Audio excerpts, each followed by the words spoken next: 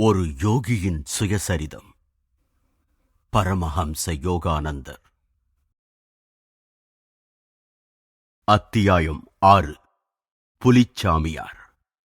நான் புலிச்சாமியாரின் விலாசத்தை கண்டுபிடித்துள்ளேன். நாளைக்கு அவரிடம் செல்லலாம். வரவேற்கத்தக்க இந்த யோசனை என் உயர்நிலைப் பள்ளி நண்பர்களில் ஒருவனாகிய சண்டியிடமிருந்து வந்தது. சந்நியாசி ஆவதற்கு முன் புலிகளை தன் வெறும் கைகளினால் பிடித்து சண்டையிட்டவரான இந்த மகானை சந்திக்க நான் மிக ஆவலுடன் இருந்தேன். இம்மாதிரியான சாதனைகளைப் பற்றி அறிய சிறுவர்களுக்கே ஏற்படும் ஆர்வம் என்னுள் பலமாக இருந்தது. மறுநாள் பொழுது விடியும்போது நல்ல குளிராக இருந்தது. ஆனாலும் நானும் சண்டியும் மிக உற்சாகத்துடன் வெளியே கிளம்பினோம்.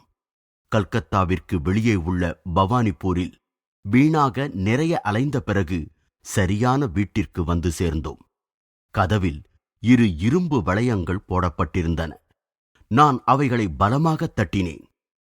இந்த சத்தத்தை பொருட்படுத்தாது வேலைக்காரன் ஒருவன் நிதானமாக வந்தான்.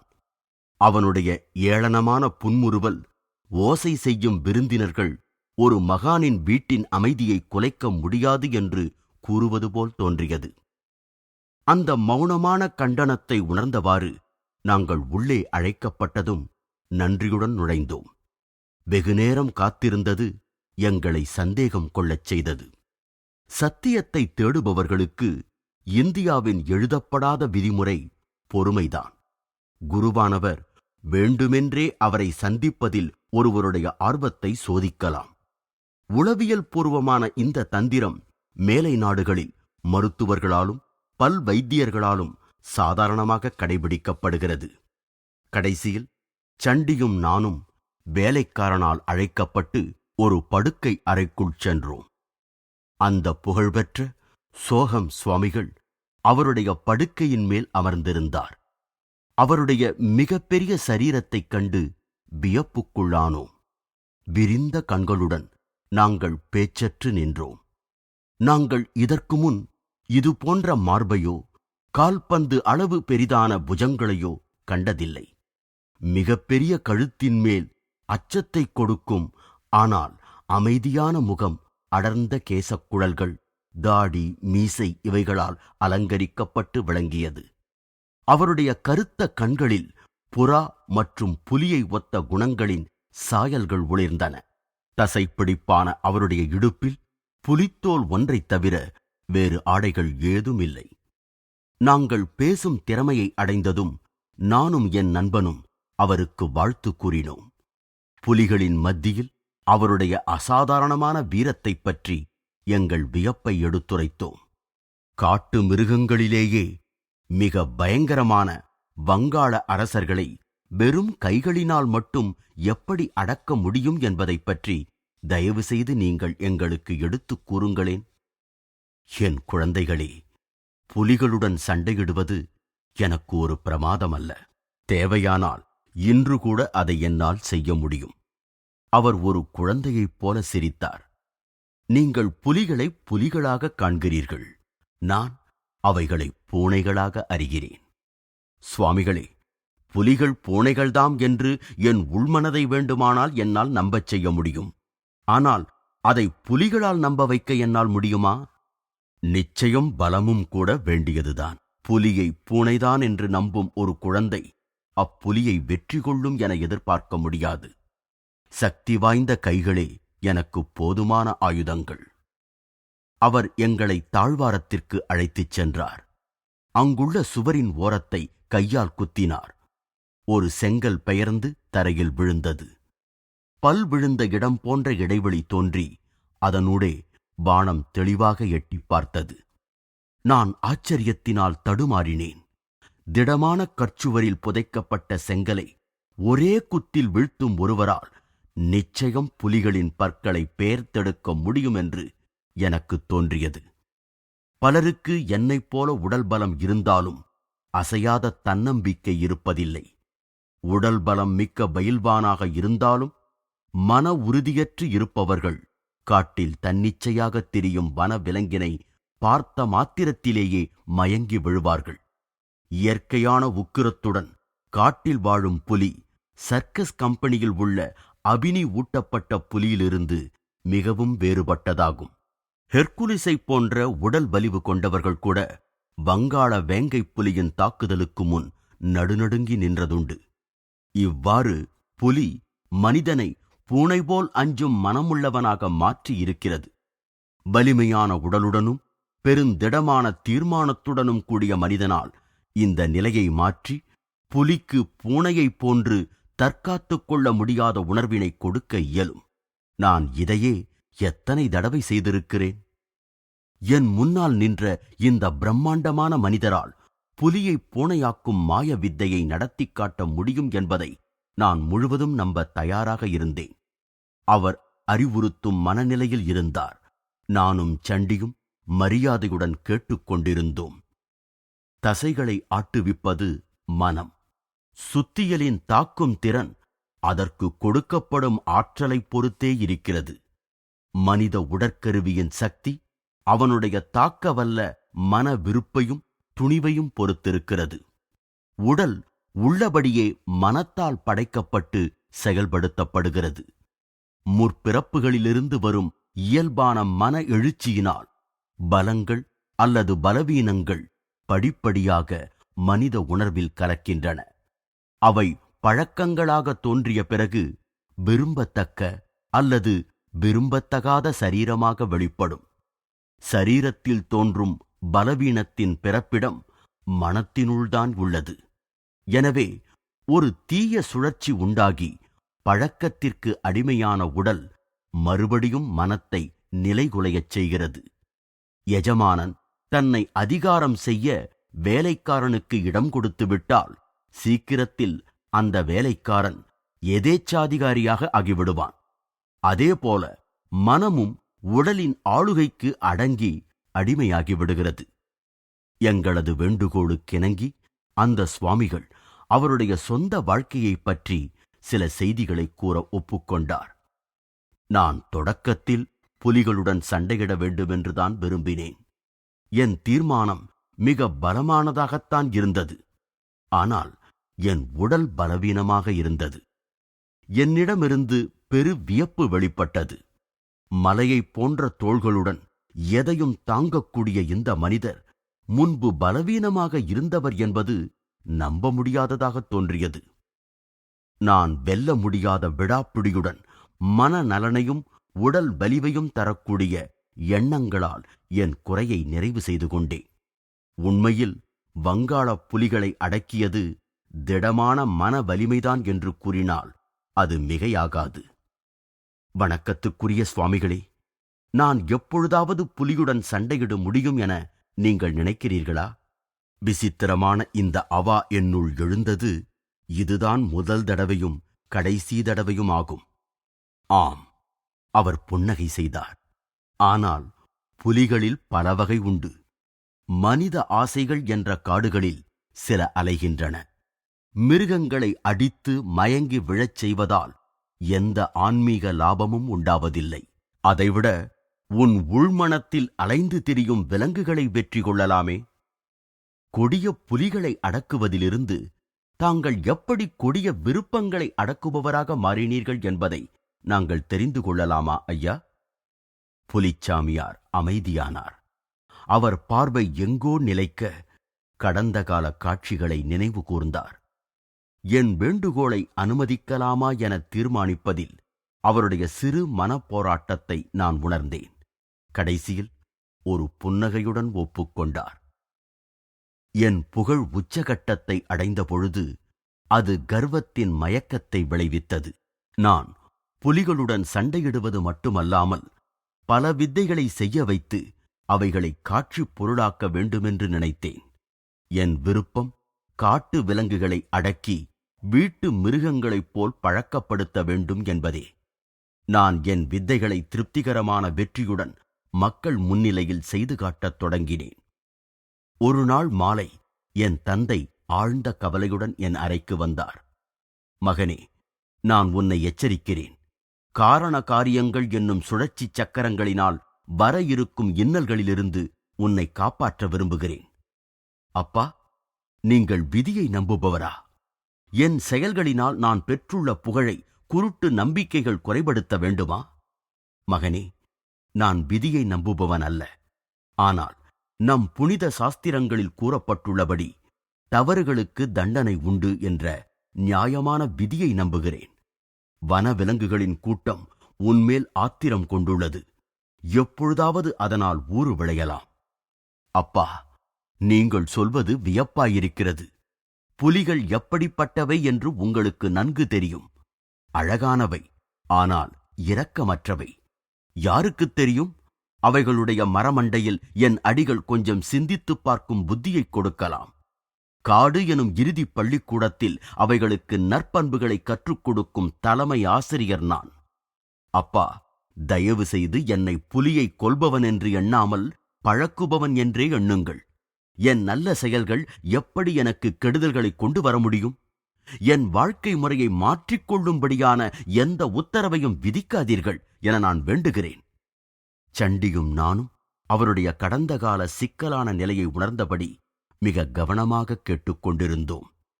பாரதத்தில் ஒரு குழந்தை தன் பெற்றோர்களின் விருப்பத்தை எளிதில் புறக்கணிக்க முடியாது. புலிச்சாமியார் தொடர்ந்தார். விருப்பு வெறுப்பற்ற மௌனத்துடன் என் தந்தை என் விளக்கத்தை கேட்டார். பிறகு அவர் ஆழ்ந்த உணர்ச்சியுடன் ஒரு செய்தியை வெளியிடத் தொடங்கினார். மகனே, ஒரு முனிவர் தீங்கு நிகழப் போகிறது என கூறிய முன்னறிவிப்பை நான் கூற வேண்டி கட்டாயப்படுத்துகிறாய். நான் நேற்று தினமும் போல் தியானத்திற்காக முற்றத்தில் அமர்ந்த பொழுது அந்த முனிவர் என்னை அணுகினார். அன்புள்ள நண்பனே, சண்டையில் ஆர்வமுள்ள உன் மகனுக்கு நான் ஒரு செய்தி கொண்டு வந்திருக்கிறேன். அவனுடைய காட்டுமிராண்டித்தனமான செயல்களை அவன் நிறுத்த வேண்டும். இல்லாவிடில் புலியுடன் அவன் போடும் அடுத்த சண்டை அவனை தீவிரமாக காயப்படுத்துவதுடன் 6 மாதங்கள் படுக்கையில் உயிருக்குப் போராட வைக்கும். பிறகு அவன் தன் பழைய வழக்கத்தை மாற்றிக்கொண்டு சந்நியாசியாக ஆவான். இந்த கதையை நான் நம்பவில்லை. யாரோ ஒரு விவேகமற்ற மதவாதியின் கூற்றுக்கு என் தந்தை எளிதில் பலியாகிவிட்டார் என்றே எனக்கு தோன்றியது. புலிச்சாமியார் ஓர் அமைதியற்ற பாவனையுடன் இதை ஒப்புக்கொண்டது அவர் ஏதோ முட்டாள்தனமாக இருந்து விட்டதை குறிப்பிட்டது. வெகுநேரம் ஆழ்ந்த அமைதியில் மூழ்கிய அவர் நாங்கள் அங்கு இருப்பதையே மறந்துவிட்டதாகத் தோன்றியது. அவர் திரும்பவும் விட்ட கதையின் இழைகளை எடுத்து தொடர்ந்த பொழுது திடீரென்று அவர் குரல் மிக அடங்கி ஒலித்தது. தந்தையின் எச்சரிக்கைகளுக்குப் பிறகு சீக்கிரத்திலேயே கூச்பிகாரின் தலைநகருக்குச் சென்றேன். கண்ணுக்கினிய அழகு நிறைந்த அப்பகுதி எனக்கு புதிது. அங்கு ஒரு மாறுதலான அமைதியை எதிர்பார்த்தேன். வழக்கம்போல் நான் தெருக்களில் சென்ற பொழுதெல்லாம் ஆவலுடன் கூடிய ஒரு கூட்டம் என்னைத் தொடர்ந்தது. மெல்லிய குரலில் அவர்கள் என்னை பற்றி பேசுவது காதில் விழுந்தது. கொடிய புலிகளுடன் சண்டையிடுபவர் இவர்தாம். அவருக்கு இருப்பது கால்களா அல்லது அடிமரங்களா? அவர் முகத்தைப் பார், அவரே புலிகளின் அரசர் அவதாரமாக இருக்க வேண்டும். கிராமத்து சிறு பையன்கள் செய்தித்தாளின் கடைசி பதிப்பாக எப்படி செயல்படுகிறார்கள் என்பது உங்களுக்கு தெரியும். இதற்கும் பின்னர் பெண்களின் வாய்வழிச் செய்தி வீடு வீடாக எவ்வளவு சீக்கிரத்தில் பரவுகிறது. சில மணி நேரங்களுக்குள்ளேயே நான் வந்திருப்பது குறித்து அந்த நகரம் முழுவதிலும் ஒரு பரபரப்பு காணப்பட்டது. மாலையில் நான் அமைதியாக இளைப்பாறிக் கொண்டிருந்த பொழுது குதிரைகள் ஓடிவரும் குளம்படிச் சத்தத்தை கேட்டேன். அவை நான் இருந்த வீட்டு வாசலில் நின்றன. தலைப்பாகை அணிந்த உயரமான போலீஸ்காரர்கள் பலர் உள்ளே நுழைந்தனர். எனக்கு திகைப்பேற்பட்டது. சமுதாய சட்டக் காவலர்களான இவர்களால் எதையும் செய்ய இயலும் நான் எண்ணினேன். எனக்கு ஒன்றுமே தெரியாத எதைப் பற்றியாவது இவர்கள் என்னை தொந்தரவு செய்யப் போகிறார்களா? ஆனால் அந்த அதிகாரிகள் அபூர்வமான பணிவுடன் வணங்கினார்கள். மதிப்பிற்குரிய ஐயா, தங்களை வரவேற்பதற்காக கூச்பிகாரின் அரசகுமாரர் சார்பில் நாங்கள் அனுப்பப்பட்டிருக்கிறோம். நாளை காலை தங்களை அவருடைய அரண்மனையில் வரவேற்பதற்கு அவர் மகிழ்ச்சி அடைகிறார். நான் அந்த அழைப்பை பற்றி கொஞ்சம் சிந்தித்தேன். இனம் புரியாத காரணத்தினால் என் அமைதியான பயணத்தில் ஏற்பட்ட இந்த குறுக்கீடு எனக்கு பிடிக்கவில்லை. ஆனால் அந்த போலீஸ்காரர்களின் அடக்கமான முறை என்னை ஈர்த்தது. நான் போவதற்கு ஒப்புக்கொண்டேன். மறுநாள் என் வீட்டு வாசலிலிருந்து என்னை பணிவுடன் அழைத்துச் செல்ல 4 குதிரைகள் பூட்டிய ஆடம்பரமான குதிரை வண்டி காத்திருந்ததைக் கண்டு நான் திகைப்படைந்தேன். ஒரு வேலைக்காரன் தகிக்கும் வெயிலிலிருந்து என்னை காப்பதற்கு அலங்காரமான குடை ஒன்றை பிடித்தான். நான் நகர்க்குள்ளும் புறநகர் காட்டு வழிகளிலும் ஆனந்தமான சவாரியை அனுபவித்தேன். அரசகுமாரர் தானே அரண்மனை வாயிலில் நின்று என்னை வரவேற்றார். அவர் பொன்னால் பூவேலை செய்யப்பட்டிருந்த தன்னுடைய அரச அரியணையை எனக்கு கொடுத்து, தான் சாதாரணமாக அலங்கரிக்கப்பட்ட ஒரு நாற்காலியில் புன்முறுவலுடன் அமர்ந்தார். இந்த வரவேற்பெல்லாம் நிச்சயமாக எனக்கு எதுவோ நிகழப்போவதற்கு அடிப்படை என்று நான் அதிகமாகிக் கொண்டே வரும் ஆச்சரியத்துடன் எண்ணினேன். பொதுவான சில பேச்சுக்களுக்குப் பிறகு அரசகுமாரரின் எண்ணம் வெளிப்பட்டது. என் நகரம் முழுவதிலும் நீங்கள் கொடிய புலிகளுடன் உங்கள் வெறுங்கைகளைத் தவிர வேறு எதுவுமே இல்லாமல் சண்டையிடுவீர்கள் என்ற வதந்தி பரவியுள்ளது. அது உண்மையா? ஆம், உண்மையே. என்னால் நம்ப முடியவில்லையே. நீங்கள் நகரவாசிகளின் வெள்ளை அரிசியில் வளர்ந்த ஒரு கல்கத்தா வங்காளி. தயவு செய்து மறைவு வேண்டாம். நீங்கள் அபினி ஊட்டப்பட்டு தங்கள் சுபாவத்தை இழந்த மிருகங்களுடன் தான் சண்டையிட்டிருக்கிறீர்கள், இல்லையா? அவரது உரத்த குரலில் கேலி நிறைந்திருந்தது. பேசும் விதம் அந்த மாகாணத்திற்குரிய உச்சரிப்பை கொண்டதாக இருந்தது. அவமானப்படுத்தும் அவருடைய கேள்விக்கு நான் எந்த பதிலும் கூறவில்லை. புதிதாக நாங்கள் பிடித்து வந்திருக்கும் என் புலியான ராஜா பேகத்துடன் உங்களால் சண்டையிட முடியுமா என்று நான் சவால் விடுகிறேன். நீங்கள் அப்புலியை வெற்றிகரமாக அடக்கி அதை சங்கிலியால் கட்டி அந்த கூண்டிலிருந்து சுய நினைவுடன் வெளிப்பட்டால் நீங்களே இந்த வங்காளப் புலியை வைத்துக் கொள்ளலாம். பல 1000 ரூபாய்களும் மற்றும் பல பரிசுகளும் கூட வழங்கப்படும்.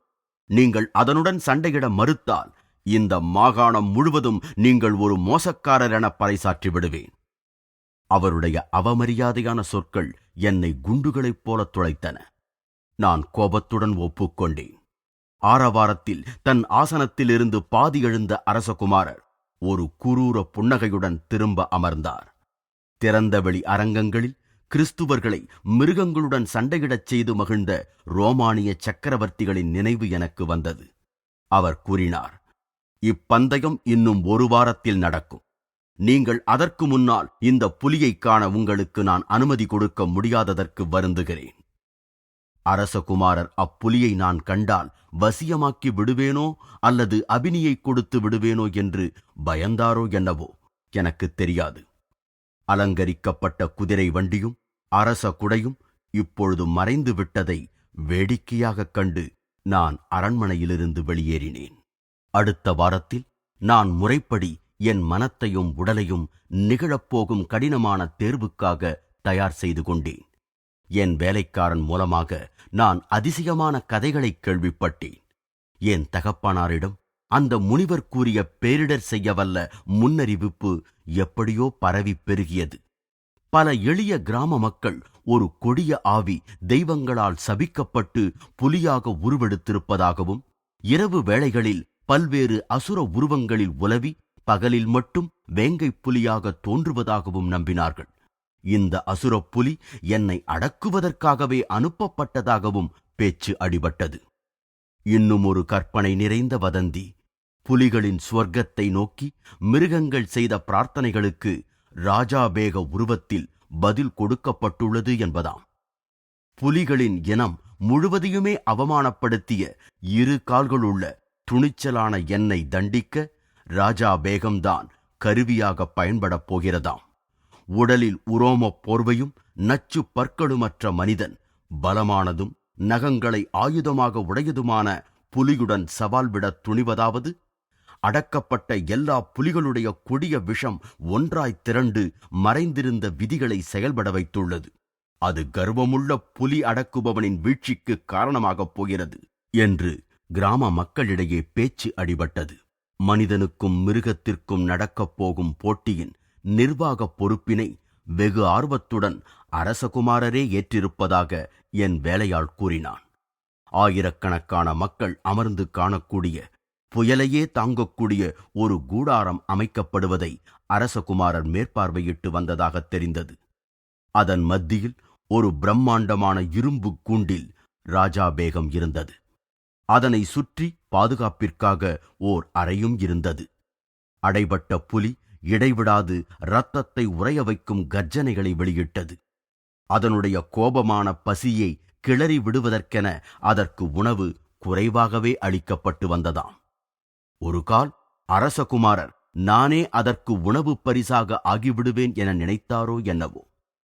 ஈடு இணையற்ற இந்த போட்டியை பறையறிவித்ததன் பலனாக மக்கள் நகரங்களிலிருந்தும் அருகிலுள்ள கிராமங்களிலிருந்தும் திரளாக வந்து அனுமதிச் சீட்டுகளை வாங்கினார்கள். போட்டி நாளன்று நூற்றுக்கணக்கான மக்கள் இடமில்லாத காரணத்தினால் திருப்பி அனுப்பப்பட்டார்கள். பலர் போட்டிருந்த கூடார திறப்புகளை உடைத்து உள்ளே இடத்தை பிடித்துக் கொண்டார்கள் அல்லது கேலரிகளுக்கு கீழே கிடைத்த இடத்தில் குழுமினர். புலிச்சாமியாரின் கதை உச்சகட்டத்தை எட்ட என் ஆர்வமும் அதனுடன் அதிகரித்தது. சண்டியும் கதையில் ஒன்றி மௌனமாயிருந்தான். ராஜா பேகத்தின் துளைக்கும் கர்ஜனையினுடேயும் பயந்திருந்த கூட்டத்தின் கூச்சலுக்கிடையேயும் நான் அமைதியுடன் தோன்றினேன். இடுப்பை சுற்றியிருந்த துணி ஒன்றைத் தவிர வேறு ஆடையினால் நான் பாதுகாக்கப்படவில்லை. நான் பாதுகாப்பு அறையின் தாழ்பாளை திறந்து அமைதியாக கதவை என் பின்னால் தாழிட்டேன். புலி இரத்த வாடையை உணர்ந்தது. இடிமுழக்க சத்தத்துடன் கம்பிகளின் மீது பாய்ந்து மூர்க்கமான கர்ஜனையுடன் வரவேற்றது. பார்வையாளர்கள் இரக்கமான திகிலுடன் பேச்சற்றிருந்தனர். ஆங்காரத்துடன் பாய்ந்த அந்த கொடிய மிருகத்தின் முன்னால் நான் ஒரு சாதுவான ஆட்டுக்குட்டியைப் போல் தோன்றியிருப்பேன். ஒரு வினாடியில் நான் கூண்டிற்குள் சென்றேன். நான் கதவை தடாலென சாத்திக் கொண்டிருக்கும் பொழுது ராஜா பேகம் என் மீது முழு வேகத்துடன் பாய்ந்தது. என் வலது கை மோசமாக கிழிக்கப்பட்டது. மனித ரத்தம் ஒரு புலிக்கு பெரிய விருந்து. கீழே பயங்கரமாக ஒழுகலாயிற்று. அந்த முனிவரின் முன்னறிவிப்பு பலித்துவிடும் போல் இருந்தது. நான் இதுவரை அடைந்திராத அந்த கடுமையான முதல் காயத்தின் அதிர்ச்சியிலிருந்து மீண்டு உடனே இழந்த பலத்தை மறுபடி ஒன்று திரட்டினேன். என் காயமடைந்த விரல்களை இடுப்பு துணியில் மறைத்தவாறு நான் என் இடக்கையினால் எலும்பை முறிக்கும் அடியை வீசினேன். அம்மிருகம் பின்வாங்கியது. கூண்டின் பின்பக்கம் சுற்றிச் சென்று வேகமாக வெறியுடன் முன்னே பாய்ந்தது. என்னுடைய புகழ்பெற்ற முட்டித் தண்டனை அதன் தலையில் சரமாரியாக விழுந்தது. ஆனால் ராஜாபேகத்திற்கு கிடைத்த இரத்தத்தின் ருசி வெகு நாட்களுக்குப் பிறகு மதுவை சுவைக்கும் குடிகாரனுடையதைப் போன்றிருந்தது. காது செவிடுபடும் கர்ஜனைகளுடன் ராஜாபேகத்தின் தாக்குதல்கள் ஆங்காரத்துடன் தொடர்ந்தன. நகங்களுக்கும் விஷப்பற்களுக்கும் முன்னால் என் ஒற்றைக்கை தாக்குதல் போதுமான பாதுகாப்பாக இல்லை. நான் பதிலடி கொடுத்தவாறிருந்தேன்.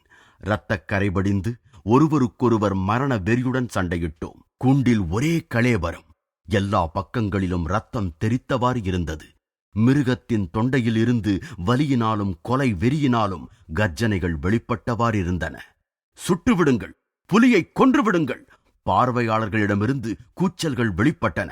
மனிதனும் மிருகமும் சண்டையிடும் வேகத்தில் காவலாளியின் துப்பாக்கி குண்டு ஒன்று குறி தவறியது. என் மன உறுதியின் வேகம் முழுவதையும் ஒன்று திரட்டி மூர்க்கமாக இறைந்து கூவியவாறு மண்டையை உடைக்கும் முடிவான குத்து ஒன்று விட்டேன். புலி கீழே விழுந்து அசைவற்று கிடந்தது. ஒரு பூனையைப் போல என்றேன் நான் இடைமறித்து. அந்த சுவாமி அதை ரசித்து பலமாக சிரித்தார். பிறகு ஆர்வமூட்டும் கதையைத் தொடர்ந்தார். ராஜா பேகம் கடைசியில் அடக்கப்பட்டது. அதன் அரச கர்வம் மேலும் ஒடுக்கப்பட்டது. என் காயம்பட்ட கையினால் அதன் வாயை துணிவுடன் பலவந்தமாக பிளந்தேன். சட்டென ஒரு நொடி நேரம் அதன் திறந்த வாயில் சாவின் பிடியில் என் தலையை நுழைத்தேன். நான் சங்கிலிக்காக சுற்றுமுற்றும் நோக்கினேன். தரையில் குவியலாக கிடந்த சங்கிலி ஒன்றை எடுத்து அதன் கழுத்தை கூண்டு கம்பியுடன் பிடித்து கட்டினேன். நான் வெற்றியுடன் கதவை நோக்கிச் சென்றேன். ஆனால் கொடூரத்தின் அவதாரமான அந்த ராஜா பேகம் அசுரம் மூலத்திலிருந்து அது வந்ததாக சொல்லப்படுவதற்கேற்ப பலம் படைத்ததாக இருந்தது. நம்ப முடியாத வேகத்தில் சங்கிலியை அறுத்துக்கொண்டு அது என் முதுகில் பாய்ந்து விட்டது. அதன் வாயில் என் தோள் பலமாக சிக்க நான் வேகமாக விழுந்தேன். ஆனால் நொடியில் சமாளித்து நான் அதை என் கீழே வைத்து அழுத்தினேன். இரக்கமற்ற பல குத்துக்களினால் அந்த கபட மிருகம் அரைமயக்க நிலையை அடைந்தது. இந்த தடவை அதை இன்னும் ஜாக்கிரதையாக கட்டினேன். பிறகு மெதுவாக குண்டை விட்டு வெளியேறினேன். இப்பொழுது நான் புது முழக்கத்தை, மகிழ்ச்சி குரல் முழக்கத்தை கேட்க வேண்டியிருந்தது. கூட்டத்தின் மகிழ்ச்சி பூதாகரமான ஒரே தொண்டையிலிருந்து எழுவது போன்று ஒலித்தது. பயங்கரமாக காயமடைந்திருந்தாலும் நான் அந்த சண்டையின் மூலம் நிபந்தனைகளையும் பூர்த்தி செய்து விட்டேன். 1, புலியை அதிர்ச்சியில் வீழ்த்துவது. 2, சங்கிலியால் அதை பிணைப்பது. 3, எனக்கு எந்த உதவியும் தேவையின்றி அதனை விட்டு வெளியேறுவது. அத்துடன் அதன் வாயில் சந்தர்ப்பவச பரிசான என் தலை இருந்ததைக் கூட அது கவனிக்காமல் இருக்கும்படி அந்த மூர்க்க மிருகத்தை கடுமையாக காயப்படுத்தி திகிலடையச் செய்திருந்தேன். என் காயங்களுக்கு மருந்திடப்பட்ட பிறகு எனக்கு மாலை மரியாதைகள் கிடைத்தன. ஏராளமான தங்க நாணயங்கள் என் காலடியில் கொட்டப்பட்டன. நகரமெங்கும் விடுமுறை கொண்டாடப்பட்டது. அளவில் மிக பெரியதும் மிக முரட்டுத்தனமும் கொண்ட, எப்போதும் பார்த்திராத ராஜா பேகத்தை நான் வென்றதைக் குறித்த முடிவற்ற விவாதங்கள் எல்லா பக்கங்களிலும் நடந்தன. வாக்குறுதியின்படி ராஜா பேகம் எனக்கு பரிசாக அளிக்கப்பட்டது. ஆனால் எனக்கு பெருமை உண்டாகவில்லை. என் இதயத்தினுள் ஓர் ஆன்மீக மாறுதல் ஏற்பட்டது. நான் கூண்டிலிருந்து முடிவாக வெளிப்பட்ட பொழுது என் உலக ஆசைகளின் கதவையும் நான் மூடிவிட்டதாகத் தோன்றியது. ஒரு வேதனையான காலம் தொடர்ந்தது. இரத்தத்தில் நஞ்சு ஏறியதால் நான் 6 மாதங்கள் மரணப்படுக்கையில் இருந்தேன். வெளியே கிளம்பும் அளவிற்கு குணமடைந்ததும் நான் கூச்பிகாரிலிருந்து என் சொந்த ஊருக்குச் சென்றேன். எனக்கு அறிவுபூர்வமான எச்சரிக்கை விடுத்த தெய்வீக மனிதர்தான் என் குருவென்று அறிந்தேன். பணிவுடன் நான் என் தந்தையிடம் இதை ஒப்புக்கொண்டேன். ஓ, எப்படியாவது அவரை கண்டுபிடிக்க முடிந்தால். என் ஏக்கம் மிக உண்மையாக இருந்தது. ஏனென்றால் ஏதும் முன்னறிவிப்பில்லாமல் அந்த முனிவர் ஒரு நாள் வந்து சேர்ந்தார். புலிகளை பழக்கியது போதும். அவர் அமைதியான தீர்மானத்துடன் மொழிந்தார். என்னுடன் வா. மனித மனமென்ற காட்டில் அலையும் அஞ்ஞான மிருகங்களை அடக்க உனக்கு நான் போதிக்கிறேன். நீ பார்வையாளர்களின் கூட்டத்திற்கு பழக்கப்பட்டவன். உன் சிலிர்ப்பூட்டும் யோக சாதனையினால் மகிழ்விக்கப் பெறும் தேவர்களின் கும்பலாக அது இருக்கட்டும். என் தெய்வீக குருவினால் ஆன்மீக பாதையில் தீட்சை செய்து வைக்கப்பட்டேன். அவர் வெகுகாலமாக உபயோகிக்கப்படாமல் துருப்பிடித்தும் தடைபட்டும் கிடந்த என் ஆன்மாவின் கதவுகளைத் திறந்தார். கைகோர்த்துக் கொண்டு நாங்கள் இமயமலைச் சாரலுக்கு என் பயிற்சிக்காக சென்றோம். சண்டியும் நானும் அந்த சுவாமியின் பாதங்களில் விழுந்து வணங்கினோம். அவருடைய புயல் போன்ற வாழ்க்கைக் கதையை கூறியதற்கு நன்றி செலுத்தினோம். நீண்ட நேரம் குளிரான தாழ்வாரத்தில் காத்திருந்ததற்காக போதுமான அளவு பயனடைந்ததாக என் நண்பனும் நானும் உணர்ந்தோம்.